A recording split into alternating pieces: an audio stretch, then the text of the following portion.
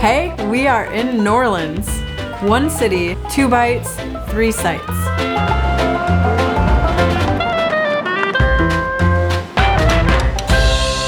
So we left Houston. It's our first time in Louisiana. We got here on a Friday night. We're staying in Metairie, just outside of the city. We wanted a little bit of a quieter stay. So we're in a nice little, it feels like a suburb. There's a lot of shopping around here, a lot of great restaurants. Our first meal in Louisiana, we ate at Chef Ron's Gumbo Stop.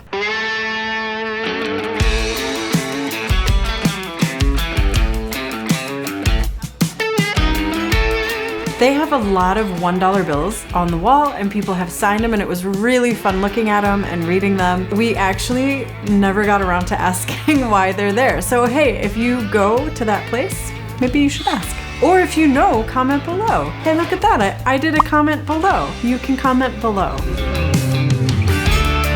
I really wanted to taste rice and beans when I was here and shrimp creole.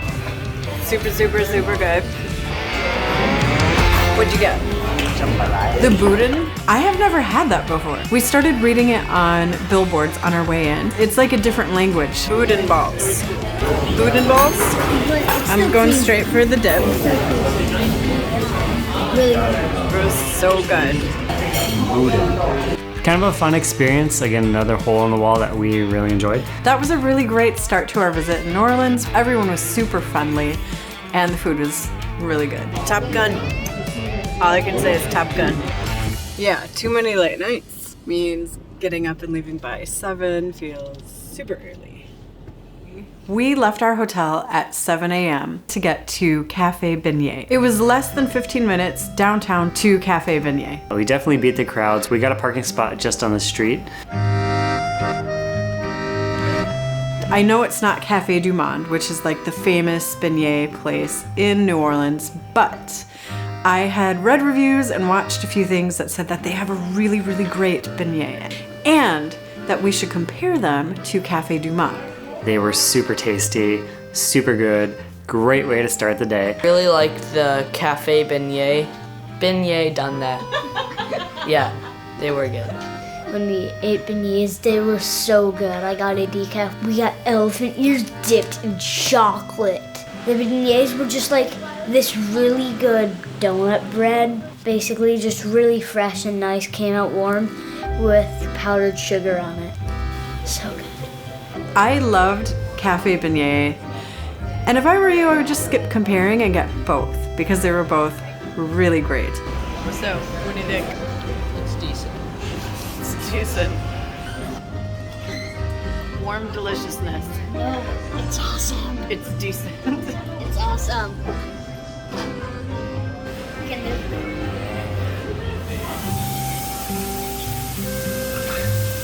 So I don't know if this is what they do like on a Thursday morning in New Orleans, but on a Saturday morning, they're power washing puke off the sidewalks. I didn't know that, so I came in flip-flops. I'd advise you not do that. I might have liked the beignets better without the rancid smell around us reeking. Otherwise, it was good. So it was like, hello, New Orleans, good morning. You don't look so well. Maybe you could use a cup of coffee and a few aspirin and a few power washers. But I have no regrets showing up that early before the cleaners could even get to all the vomit because Cafe Beignet is what I pictured a cafe in the French Quarter in New Orleans being.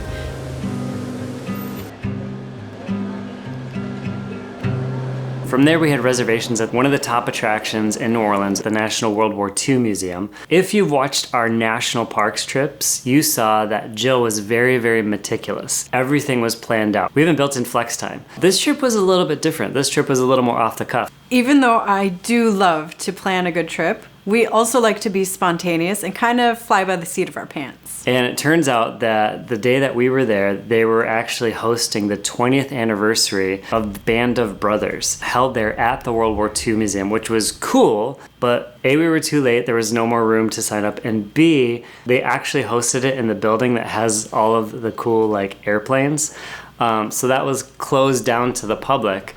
on the day that we chose to go. That was really the only disappointing thing about the World War II Museum, because everything else was just amazing. Even before you enter the museum, there are cool things to see. There are sculptures and monuments and bricks with veterans' names on them. It sets the tone before you even get into the building.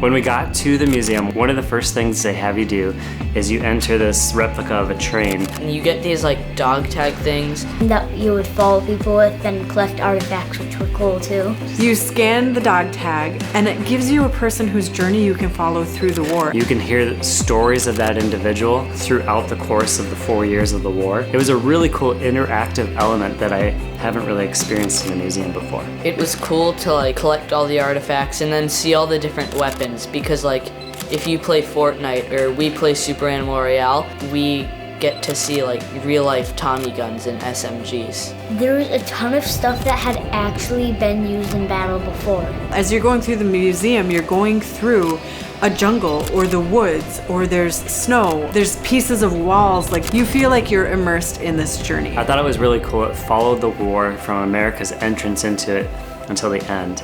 And so they did a fantastic job of looking at both the Pacific and European theaters.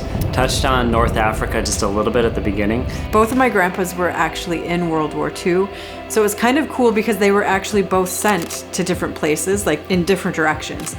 And so to be able to follow both paths that each of them would have taken was really meaningful for me.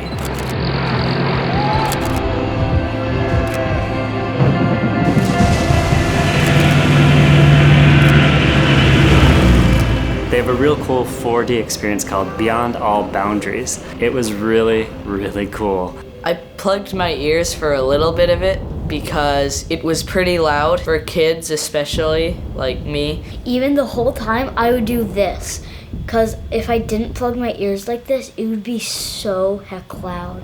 Obviously we can't show you any of it, but we do recommend it. Also, there are like 4 gift shops, and they're like kind of spread out, and some are bigger and some are smaller. One is actually outside of the museum. Each of the gift shops is completely different. Each one has things that the other one does not have. So you definitely want to check them all out.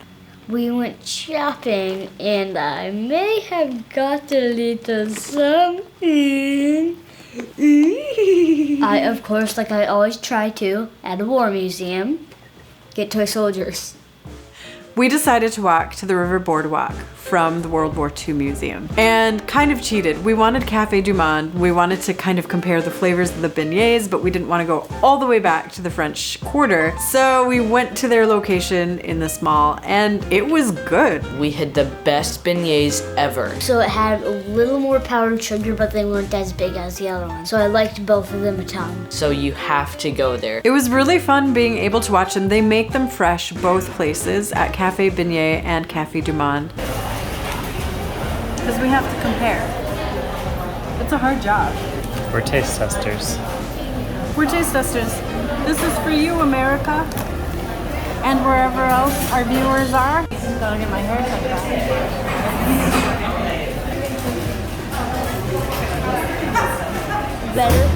Better?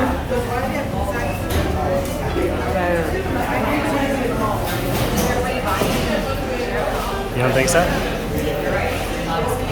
I would leave the comparison up to you. I think take it as your job to try both places because you're not going to be the loser either way. They're both super good. You're getting these really warm, delicious, powdered, rectangular, pillowy donuts. I liked it. I liked it a lot.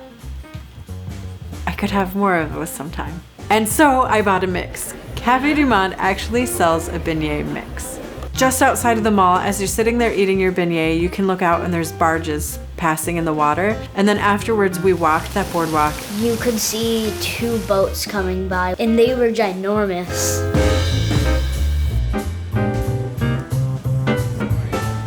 We rode on a vehicle called a streetcar, and it was better than walking. It was a really fun experience being on the streetcar because the windows are open. Our light rail at home, the windows are always closed, and it was really fun to be able to like have the fresh air coming in, and it feels like this strange mix between an old train and a tram. I really liked it. And we had one last stop before we were heading out of town, and that was William Frantz Elementary School. Ruby Bridges was one of the first black children to go to a previously all-white school. So we saw the Ruby Bridges statue, which was really cool because I liked reading the book about her when I was in 2nd grade. It's cool that she's still alive because most people who have the big story aren't alive. They were really impacted by her courage as a young girl. I also wanted to climb this steps because I feel like she climbed the steps, so I'll climb the steps. Because I kind of felt like I want to walk in the footsteps. And I just thought it was really cool that they could see this part of history that's still living. Quinn, can you read the name of that place?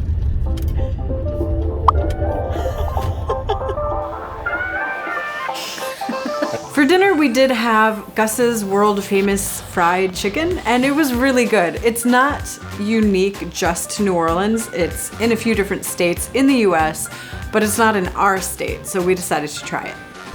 It was really good, and the customer service was amazing. I think it's really hot. Hot, really good.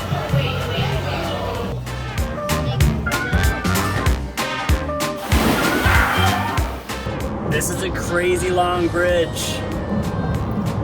We are on mile 13 of the bridge across Lake Pontchartrain, just north of New Orleans, heading out of Louisiana.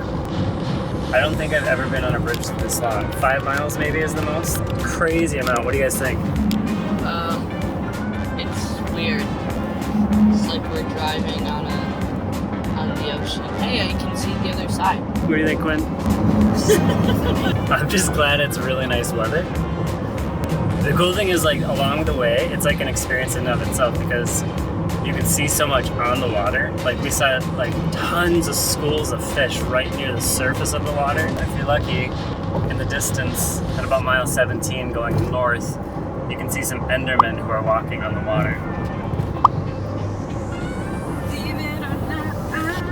Yep, Enderman on the water. No, Enderman, what are you doing? We just finished crossing the bridge over Pontchartrain. 23 miles, just a little over 23 miles. Crazy big. Pretty amazing. So yeah, thanks again for watching. I hope you enjoyed it. One of the things that we hope to do is just to inspire anyone to travel, and it doesn't have to be taking 2 weeks of vacation. It can be an extended weekend. You can do it in short, bite-sized bites. Make sure to subscribe and click the bell so you know when our other videos come out, and we'll see you next time.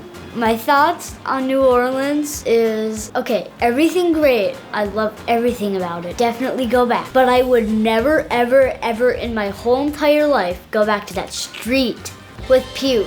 I hope you join us in our next video as we head to Memphis. What's up? How's it going? So far, great. So far, I'm really loving New Orleans now that we're out of the Puke District.